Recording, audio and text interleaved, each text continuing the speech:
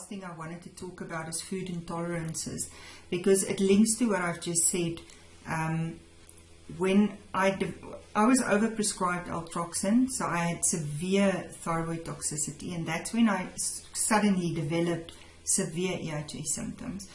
And one of the biggest symptoms I experienced then were not every 3 or 4 months vomiting and nausea. I felt sick every single day, and I got severe food intolerances to everything.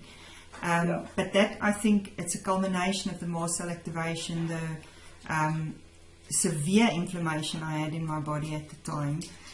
Do you also see that food intolerances is an issue? That's very common, and often the person, the electrohypersensitive person, doesn't tie it in with the electrohypersensitivity, so they forget to tell you about it. So you need to ask questions, you know, to see what they will respond with. And it's very, very common. I mean, maybe they have started to deal with it, and it has gone better, parallel to they realizing the electrohypersensitivity and starting distancing themselves from exposure or shielding. And then food intolerances seem to become better.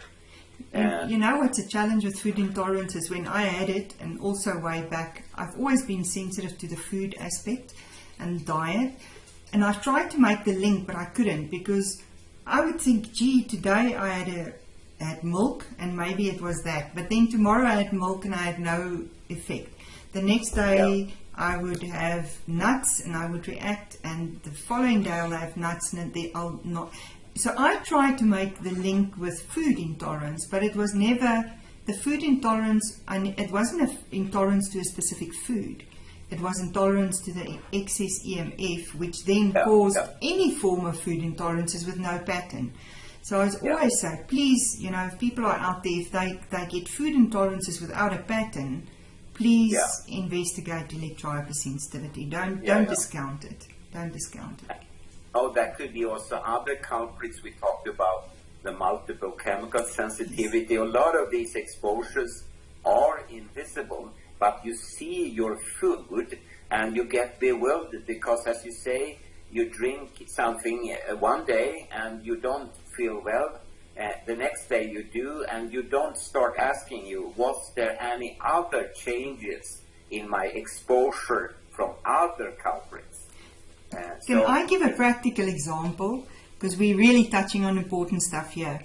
So I might have clients that can today drink almond milk, and it doesn't have effect. Tomorrow they drink it, but it's a different brand, and it affects them. And then it's actually not the almond milk, it's the preservatives or the flavorants or the colorants that they've added to the almond milk, these toxins.